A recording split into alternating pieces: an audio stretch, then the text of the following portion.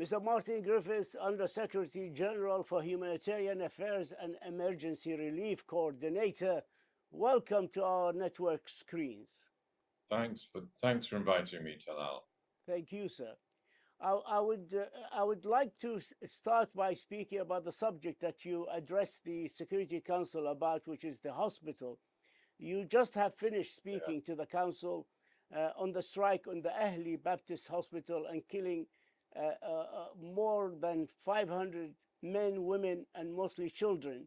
You know the Brazilian draft has failed in the Security Council, even though it garnished 12 votes because of a veto by the United States. It called for the resending of the Israeli order to evacuate northern Gaza. Can you give me your thoughts on the defeat of any product from the Security Council on this very important issue?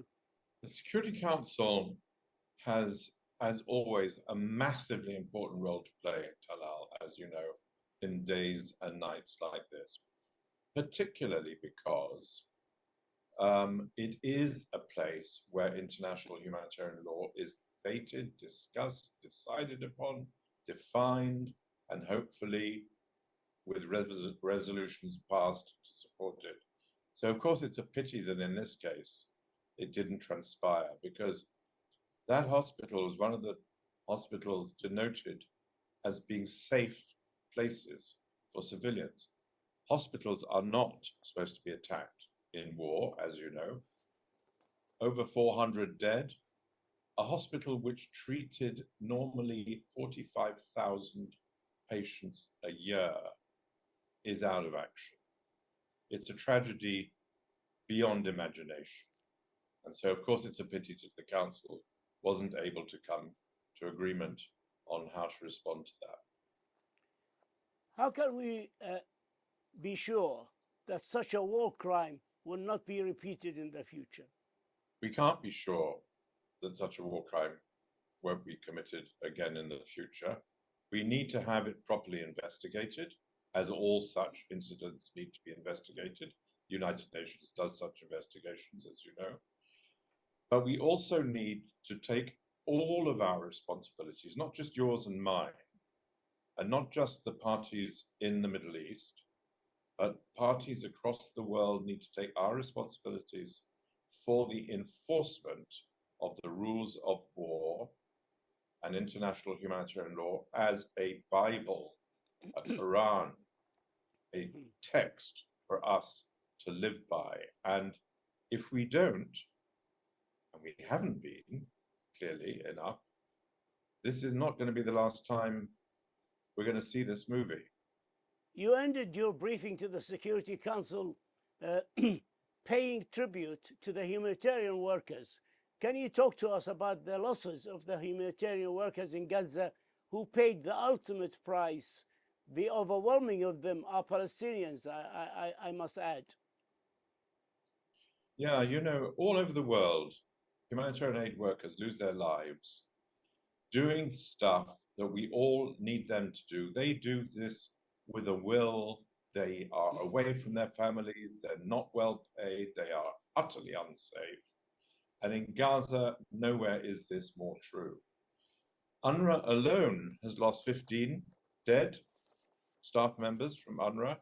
My own office has lost family members dead in Gaza. There are endless numbers of families in Gaza who have lost close relatives and who will lose more.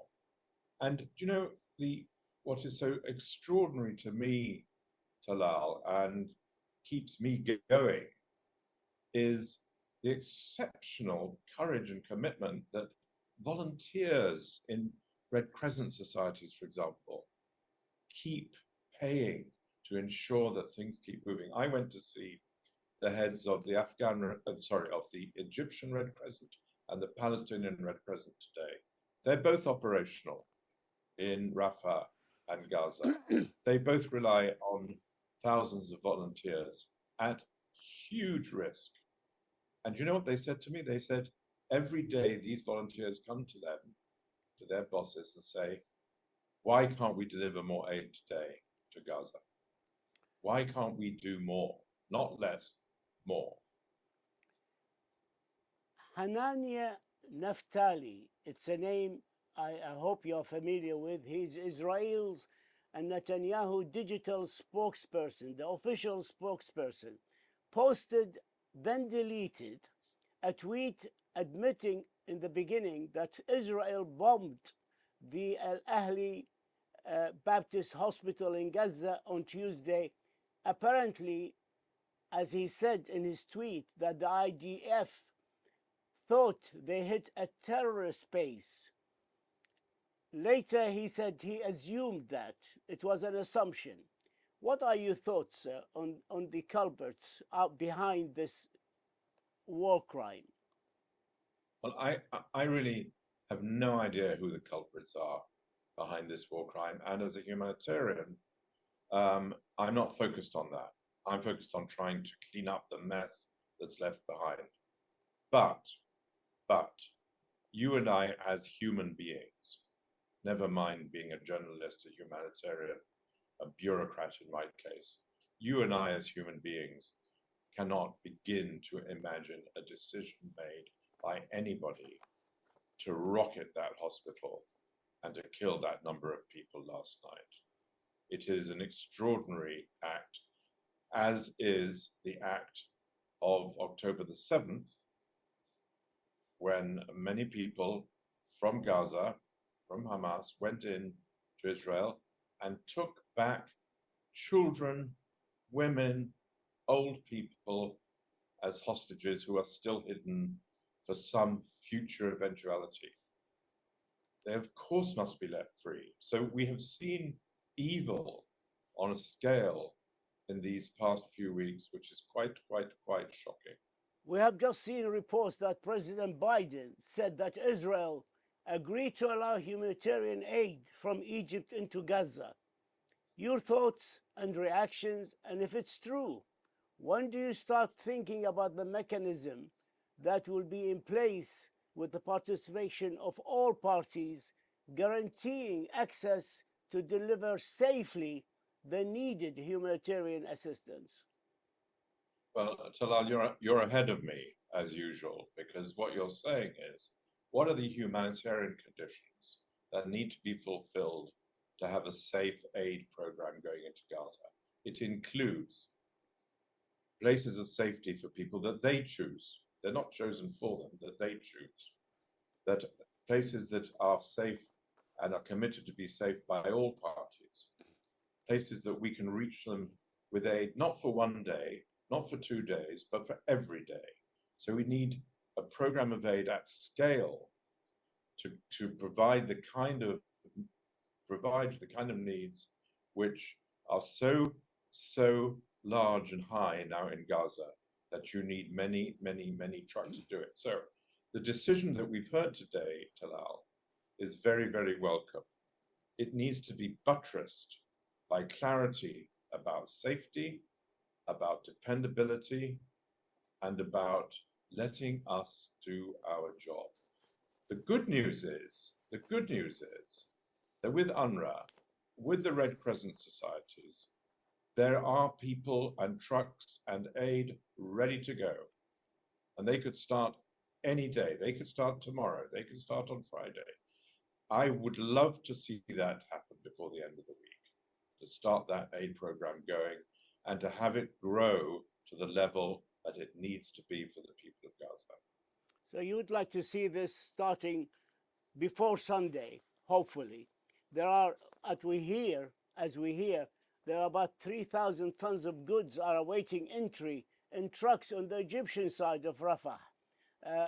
Exactly. But Israel's government not yet adopted a position that would allow the Rafah crossing to be open. One of the objectives of your visit, sir, to Egypt was for talks with the Egyptian government on sending relief supplies to Gaza Strip through the Rafah crossing. You met Foreign Minister 𝚅𝙴𝚁𝚂𝙸🔂 Shukri today. Can you tell us about your conversation or what you came out with? Well, look, first of all, I thanked him. I thanked him for the fact that Egypt has been helpful in allowing us to assemble aid in those frontline places, Rafah, El Arish. Very important. Number two, I asked him what kind of presence would be allowed for the United Nations and its agencies to supplement that of the Red Crescent societies to allow us to plan that aid program properly. And he said he would look into this. But we need what's important in all these negotiations, they're not very complicated, but the devil is in the details. If we don't get the details right at the beginning, something will trip over and it will stop. And an aid program that stops is worse than an aid program that starts. It means we're going backwards. So I had a good meeting with 𝚅𝙴𝚁𝚂𝙸𝚾, as usual. We've known each other for a long time. I think Egypt is trying to do the very best it can under extraordinarily difficult circumstances. Egypt is one of the places, thank God and God willing, who is thinking about the future. Where is this war taking us? What will happen if the West Bank flares up, as it is, by the way, already, as you know?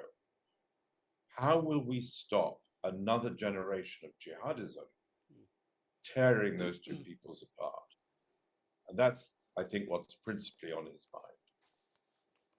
Egypt has a red line about a possible huge influx of Palestinians into Egypt, which could possibly become a permanent resettlement of hundreds of thousands of refugees. Do you see this even a possibility yourself? Look, I totally understand it, because it's exactly as you say, Talal. For Egypt to allow a massive influx of Palestinians into safety, thank God for that, into the Sinai, with no assurance that they would return home anytime soon, is asking a lot. But on the other hand, let me say this. This is what makes Gaza so specific and unique. In every single conflict that you and I have talked about around the world, people can do a number of things to escape from harm. One of them is they leave their countries, they flee to other countries. They can't do that in this circumstance in Gaza. They can't leave. So we have a serious problem, which means not that Egypt should necessarily open up its state for a massive influx of Palestinians that it cannot afford to cope with, but every effort made to make sure that those who remain in Gaza do so safely and with a future. Did Egyptian high officials like Foreign Minister 𝚅𝙴𝚁𝚂𝙸🔸 discuss with you the conditions and guarantees needed by Egypt to avoid a mass exodus from Gaza to Egypt?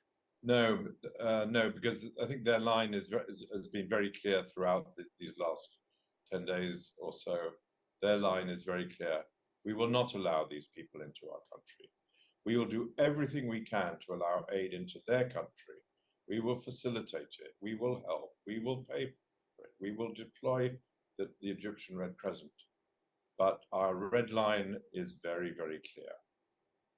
And that means that we have to redouble our efforts to make Gaza safe. And what we don't know, as far as I know, nobody knows, what is going to be the way in which the campaign, the operation that will start tragically soon in Gaza, where will it go? What will happen once the north has been attacked? Will the south also come under a military operation? Where will this stop? None of us, as far as I'm aware, know where that's going. I hope and believe that President Biden will have talked a lot about that today.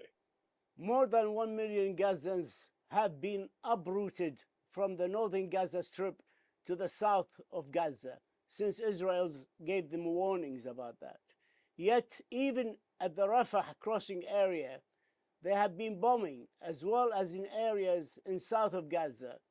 Where can these Gazans go or do to seek safety from bombing? Well, what I would hope, what I would argue very strongly, and we will be doing it in practical terms now, given the announcement that you earlier cited in the next day or so, is identifying places of safety. UNRWA has had deconflicted places of safety for decades, hospitals, schools, other institutions, where it has been agreed that they should never be attacked. We have deconfliction, as you know, Talal, in Yemen, in Syria, in Ukraine. We also have it, of course, in Gaza and the occupied territories. Let's make that deconfliction work. What is your main priority in Gaza? Is it access? Is it aid? Is it adhering to the rules of war or respecting human rights or all the above? Most of the above, most of the above. Certainly, number one, rules of war. This is not an optional extra. This is a fundamental requirement. This is something to keep you out of jail. This is a law, a rule. Number two, let's have a clearly understood, agreed, and implemented and monitored by us, properly monitored aid operation to help the people in their time of terrible suffering. That's the practical objective which we have in our mind at the moment. With regard to the distribution of the humanitarian aid, is it going to be UNRWA with over 14,000 staff? Will it be the main agency of distributing the food and other items once the goods are able to go in Gaza? And the second question, how concerned are you about the sufficient funding once the aid starts to flow? And we have about a minute or so. UNRWA is going to be the key forward partner from the UN system, no doubt about it. Yes, we'll have the World Food Programme and others, but UNRWA is there in numbers and experience and knowledge. So that's the answer to your first question. Although I would add the Red Crescent societies are going to be equally important. In fact, in some ways, more so. Two, we're going to need money. It's good news that some of the Western European donors are stepping up with more money. This is also true from the Gulf, as you know, and this is very important. This isn't going to be cheap. None of this is going to be cheap. And we're going to need to have more aid. UNRWA has never had an adequate budget. We need to give it the resources to enable it to save people's lives. Mr. Martin Griffiths, Under-Secretary General for Humanitarian Affairs and Emergency Relief Coordinator, we thank you for your insight. We thank you for this exclusive, and we wish you the very, very best of luck in your endeavors to help the Gazan people. Thank you, sir. Talal, thank you so much. Thank you very much indeed. Thank you.